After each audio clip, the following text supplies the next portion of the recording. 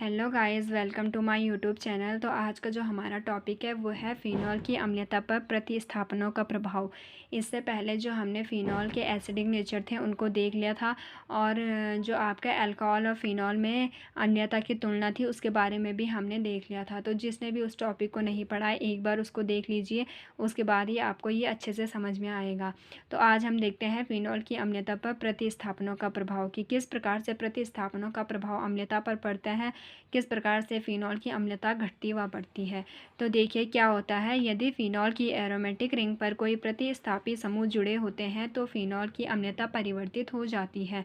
तो इसमें से सबसे पहले जो हमारा है उसे हम देखते हैं, फ़िनॉल की अम्लता पर इलेक्ट्रॉन दाता समूहों का प्रभाव। इलेक्ट्रॉन दाता का मतलब आपका है इलेक्ट्रॉन डोनर ग्रुप, यानी कि जो इलेक्ट्रॉन को दान करने में सक्षम होते हैं वो क्या होते हैं, इलेक्ट्रॉन दाता समूह होते हैं। तो जब ये इलेक्ट्रॉन को दान करते हैं तो इन पे क्या है, खुद पर पॉजिटिव चार्ज आ जाता है, और जिसको ये अपना इलेक्ट्रॉन डोनेट करते हैं उस पर माइनस चार्ज आ जाता है। तो किस प्रकार से इलेक्ट्रॉन दाता समूहों का प्रभाव फ़िनॉल की अम्लता पर पड़ता है, तो देखिए यदि फ़िनॉल की एरोमेटिक रिंग पर इलेक्ट्रॉन दाता समूह जैसे CH3 C2 H5 OR एवं NH2 जुड़े होते हैं, क्या होता है जब फ़िनॉल की एरोमेटिक रिंग पर ये ग्रुप जुड़े होंगे तो क्या हो जाएगा, ये अम्लता को घटा देंगे। इनके कारण अम्लता हमेशा घट जाती है, क्योंकि ये क्या करते हैं, माइनस आई प्रभाव को कम कर देते हैं। और क्या हो जाएगा, अगर माइनस आई प्रभाव कम होगा तो माइनस आई प्रभाव घटने से क्या है, अम्लता स्वयं ही अम्लता उसकी क्या है, कम हो जाएगी। तो इससे क्या होता है, इसकी फ़िनॉल की अम्लता घट जाती है, यानी कि इलेक्ट्रॉन दाता समूहों का प्रभाव अम्लता पर ये पड़ता है कि वो क्या है, फ़िनॉल की अम्लता को कम कर देता है। तो देखिए किस प्रकार से कम करता है, हम इसके एग्जाम्पल से समझेंगे जिससे आपको ज़्यादा आसानी से समझ में आएगा। तो देखिए क्या होता है, जैसे ये एग्जाम्पल है आपका, फ़िनॉल तथा 2 मेथिल फ़िनॉल या कहेंगे ऑर्थोमेथिल फ़िनॉल में कौन अधिक अम्लीय है। तो क्या हो जाएगा, फ़िनॉल है सिंपल, आपका फ़िनॉल का फार्मूला आपको पता है C6H5OH होता है, और दूसरा है आपका 2 मेथिल फ़िनॉल यानी कि ऑर्थोमेथिल फ़िनॉल, यानी कि ऑर्थो स्थान पर मैथिल ग्रुप आपको पता है CH3 होता है, जो मैंने आपको अभी बताया है। तो ये क्या हो जाएगा, आपका इलेक्ट्रॉन दाता समूह हो जाएगा। तो इलेक्ट्रॉन दाता समूह जुड़ गया जब फ़िनॉल पर, तो क्या हो जाएगा, ऑटोमेटिकली क्या हो जाएगी, इसकी अम्लता कम हो जाएगी। अम्लता कम हो जाएगी क्योंकि क्या है, माइनस आई प्रभाव कम हो रहा है, क्योंकि इलेक्ट्रॉन दाता समूह जुड़ा हुआ है, तो जिससे माइनस आई प्रभाव कम हो रहा है, तो माइनस आई प्रभाव कम होने से भी इसकी अम्लता क्या है, कम हो जाएगी। तो सिंपल इसका आंसर वही हो जाएगा, फ़िनॉल तथा 2 मेथिल फ़िनॉल में फ़िनॉल अधिक अम्लीय है और 2 मेथिल फ़िनॉल कम अम्लीय है। 2 मेथिल फ़िनॉल इसलिए कम अम्लीय है क्योंकि उसमें CH3 समूह इलेक्ट्रॉन दाता समूह है जो माइनस आई प्रभाव को घटाता है, जिससे अम्लता घटती है। तो आपको ये समझ में आ गया होगा कि माइनस आई प्रभाव कम होने से क्या है, अम्लता घट जाती है। तो यानी कि फ़िनॉल पर इलेक्ट्रॉन दाता समूह का प्रभाव किस प्रकार से पड़ रहा है, ये आप इन एग्जाम्पल से या इन क्वेश्चन से समझ सकते हैं। इसी प्रकार के क्वेश्चन पेपरों में आते हैं, तो आपको ध्यान रखना है कि किस तरह से अम्लता घटती बढ़ती क्या होता है। ये है आपका फ़िनॉल और ये है आपका 2 मेथिल फ़िनॉल या कहेंगे इसे ऑर्थोमेथिल फ़िनॉल। तो क्या हो जाएगा, इस पर CH3 ग्रुप जुड़ा हुआ है, ये क्या है आपका CH3 ग्रुप जुड़ा हुआ है। तो CH3 ग्रुप आपका क्या होता है, इलेक्ट्रॉन दाता समूह होता है। तो इलेक्ट्रॉन दाता समूह के कारण क्या है, देखिए CH3 समूह के कारण कम अम्लीय हो जाएगा और ये आपका अधिक अम्लीय हो जाएगा इसके कंपेरिजन में। फिर इसके बाद नेक्स्ट क्वेश्चन जैसे देखिए क्या है, फ़िनॉल तथा 4 मेथिल फ़िनॉल या कहेंगे 11 मेथिल फ़िनॉल में से कौन अधिक अम्लीय है।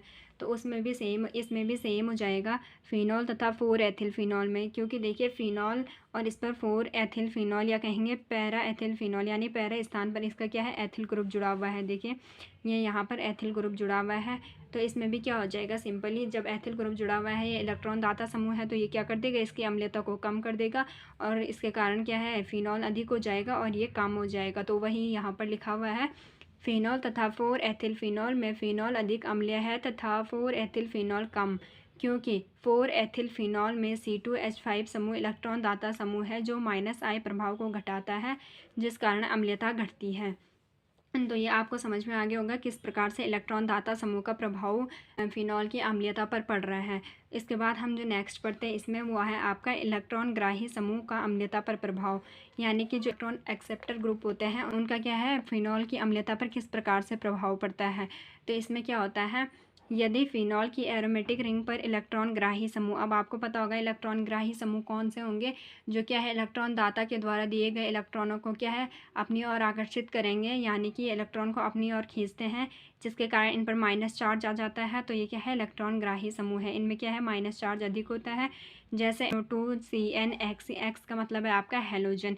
अगर ये समूह फिनॉल के रिंग पर जुड़े होंगे तो क्या हो जाएगा, तो ये अम्लीयता को बढ़ाते हैं, क्योंकि इलेक्ट्रॉन ग्राही समूह -I प्रभाव को बढ़ाते हैं। क्योंकि देखिए -I प्रभाव बढ़ने से आपकी अम्लीयता बढ़ जाती है। तो जब ये ग्रुप जुड़े होंगे, ये -I प्रभाव को बढ़ाते हैं, तो -I प्रभाव बढ़ेगा तो उससे आपका ऑटोमेटिकली क्या है, इसकी अम्लीयता यानी एसिडिक गुण जो है अधिक हो जाएंगे। तो -I प्रभाव बढ़ने से अम्लीयता बढ़ती है। तो ये भी सिंपल है। इससे क्या हो जाएगा, इलेक्ट्रॉन ग्राही समूह जुड़ने से क्या है, फिनॉल की अम्लीयता अधिक हो जाएगी। तो इसमें देखिए, इसमें क्वेश्चन किस प्रकार से है, जैसे ये है आपका फिनॉल तथा ऑर्थो नाइट्रोफिनॉल या 2-नाइट्रोफिनॉल में कौन अधिक अम्लीय है। तो देखिए यहाँ पर समझते हैं, ये है आपका फिनॉल और ये है आपका ऑर्थो नाइट्रोफिनॉल या कहें 2-नाइट्रोफिनॉल। तो इसमें क्या हो जाता है, आपका ये कम अम्लीय हो जाते हैं, ज़्यादा अम्लीय हो जाता है। अब इसका रीज़न देखिए, क्योंकि यहाँ पर NO2 ग्रुप जुड़ा हुआ है और NO2 ग्रुप आपका क्या होता है, मैंने अभी डेफिनेशन में बताया था, NO2 ग्रुप आपका इलेक्ट्रॉन ग्राही इलेक्ट्रॉन एक्सेप्टर ग्रुप होता है।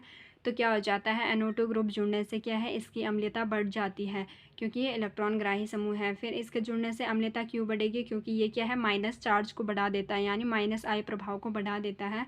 तो -I प्रभाव बढ़ने से हमेशा अम्लीयता बढ़ जाती है और -I प्रभाव घटने से कम होती है। तो इसमें -I प्रभाव ज़्यादा हो जाएगा तो इसकी अम्लीयता क्या है, फिनॉल की कंपेरिजन में ज़्यादा हो जाएगी। तो देखिए NO2 समूह के कारण अधिक अम्लीय और ये क्या है, कम अम्लीय। यही यहाँ पर लिखा हुआ है कि फिनॉल तथा 2-नाइट्रोफिनॉल में से 2-नाइट्रोफिनॉल अधिक अम्लीय है, क्योंकि 2-नाइट्रोफिनॉल में NO2 एक इलेक्ट्रॉन ग्राही समूह है जो -I प्रभाव को बढ़ाते हैं, जिससे कि आपकी अम्लीयता बढ़ती है। ये हो गया आपका सिंपल कि किस प्रकार से इलेक्ट्रॉन ग्राही समूह का जो फिनॉल के एसिडिक नेचर पर प्रभाव पड़ता है।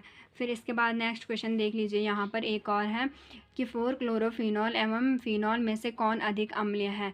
4-क्लोरोफिनॉल, अब देखिए 4-क्लोरोफिनॉल या कहें उसे पैराक्लोरोफिनॉल, तो क्या हो जाएगा, इससे आपका जो ये है आपका फिनॉल, ये है 4-क्लोरो बोलो या फिर कहेंगे इसे पैरा, क्योंकि आपको पता होगा बेंजीन रिंग में ये जो 2 स्थान होते हैं ऑर्थो कहते हैं, ये 2 मेटा होते हैं और ऊपर और नीचे वाले आपके पैरा होते हैं, तो इसीलिए इसे पैराक्लोरोफिनॉल भी कह सकते हैं। तो क्या हो जाएगा आपका, इसमें ये 4-क्लोरोफिनॉल जो है अधिक अम्लीय हो जाएगा और उसका रीज़न यही हो जाएगा क्योंकि यहाँ पर क्लोरीन जुड़ा हुआ है जो कि एक हैलोजन है। तो सभी हैलोजन आपके क्या होते हैं, इलेक्ट्रॉन ग्राही समूह होते हैं, जिसके कारण क्या है, अम्लीयता बढ़ जाती है। तो देखिए वही यहाँ पर लिखा हुआ है, 4-क्लोरोफिनॉल एवं फिनॉल में से 4-क्लोरोफिनॉल अधिक अम्लीय है, क्योंकि 4-क्लोरोफिनॉल में क्लोरीन एक इलेक्ट्रॉन ग्राही समूह है जो -I प्रभाव को बढ़ाता है, जिससे अम्लीयता बढ़ती है। तो ये हो गया आपका -I प्रभाव और +I प्रभाव।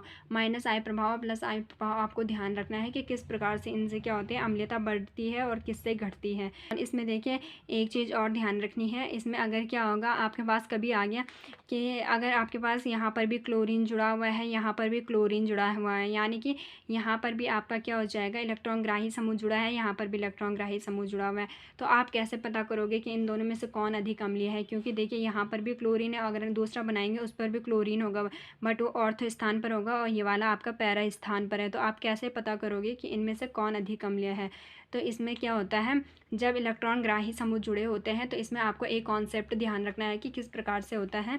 इसमें क्या होता है, यदि फिनॉल की एरोमेटिक रिंग पर इलेक्ट्रॉन ग्राही समूह जुड़े होते हैं तो सबसे अधिक पैरा समावयी रूप, तब ऑर्थो समावयी रूप और फिर मेटा समावयी रूप सबसे कम अम्लीय होता है। तो इसको आपको ध्यान रखना है कि क्या होता है, यदि आपके पास आ गया पैरा स्थान पर भी आपका इलेक्ट्रॉन ग्राही समूह जुड़ा हुआ होगा और ऑर्थो पर भी और मेटा पर भी, तो आपको इन तीनों में से बताना है कि सबसे अधिक कौन सा होगा। तो आपको ये ध्यान रखना है हमेशा कि क्या होता है, जब इलेक्ट्रॉन ग्राही समूह आपका पैरा पर होगा तो क्या हो जाएगा, वो सबसे अधिक अम्लीय हो जाएगा ऑर्थो और मेटा की कंपेरिजन में, और जबकि फिर पैरा के बाद आ जाएगा आपका ऑर्थो और सबसे कम होता है आपका मेटा।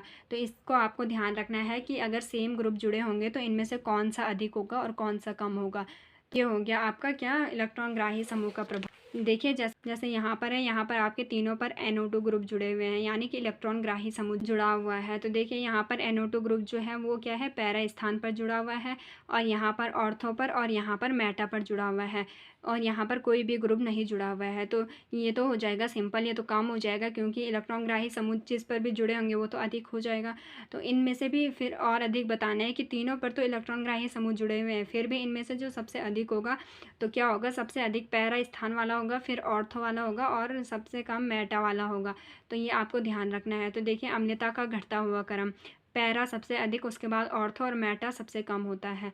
फिर इसी प्रकार से इलेक्ट्रॉन दाता समूह में भी क्या हो जाएगा आपका, इसको भी आपने ध्यान रखना है कि यदि फिनॉल के एरोमेटिक रिंग पर इलेक्ट्रॉन दाता समूह जुड़े होते हैं, अगर इलेक्ट्रॉन दाता समूह क्या है, तीनों जगह इलेक्ट्रॉन दाता समूह जुड़े हुए होंगे, तो इनमें से अगर पूछेंगे कि सबसे इनमें से कौन अधिक अम्लीय होगा, तो क्या हो जाएगा, इनमें से सबसे अधिक अम्लीय क्या है, मेटा समावयी रूप होगा, तब पैरा होगा, और इसमें सबसे कम जो होगा वो ऑर्था समावयी रूप होगा। तो क्या हो जाएगा, इसमें क्या हो जाएगा आपका मेटा वाला जो सबसे अधिक, जो यहाँ पर जुड़ा हुआ ग्रुप है CH3, यानी कि ये स्थान आपके मेटा स्थान होते हैं, जो यहाँ पर जुड़े हुए होंगे ये आपका थोड़ा ज़्यादा अम्लीय होगा, और जो पैरा पर होगा वो इसके कंपेरिजन में कम होगा, और ऑर्थो वाला यहाँ पर सबसे कम अम्लीय हो जाएगा। और फिर फिनॉल तो इनसे ज़्यादा ही होगा, इन तीनों में कभी पूछ लिया तो क्या हो जाएगा, मेटा वाला सबसे अधिक हो जाएगा। तो ये होता है आपका अम्लीयता का घटता हुआ क्रम, मेटा का सबसे ज़्यादा, फिर पैरा, फिर ऑर्थो। ये था आपका इलेक्ट्रॉन ग्राही और इलेक्ट्रॉन दाता का किस प्रकार से जो है प्रभाव पड़ता है आपके अम्लीयता पर, फिनॉल की अम्लीयता पर। तो ये आपको अच्छे से समझ में आ गया होगा, इसको एक बार ध्यान से पढ़ना, क्योंकि इस प्रकार के क्वेश्चन पेपर में पूछे जाते हैं और इनमें कन्फ्यूजन बहुत होती है। तो इसको आपने क्लियर करके रखना है कि -I प्रभाव +I प्रभाव क्या होता है और किस प्रकार से इनका क्या है अम्लीयता पर प्रभाव पड़ता है। तो ये हो गया आपका आज फिनॉल के अम्लीयता पर जो प्रतिस्थापनों का प्रभाव था, ये भी कंप्लीट हो गया। यानी कि जो आपका फिनॉल के फंक्शनल ग्रुप पर होने वाली रिएक्शंस थी वो सारी कंप्लीट हो गई है। इसके बाद जो हम नेक्स्ट लेक्चर में पढ़ेंगे वो है आपकी जो एरोमेटिक रिंग पर होंगी जो रिएक्शन, जितनी भी रिएक्शंस एरोमेटिक रिंग पर होंगी उनको हम नेक्स्ट लेक्चर में पढ़ेंगे। तो आज के लिए इतना ही। आई होप आप सबको समझ में आ गया होगा। Thank you.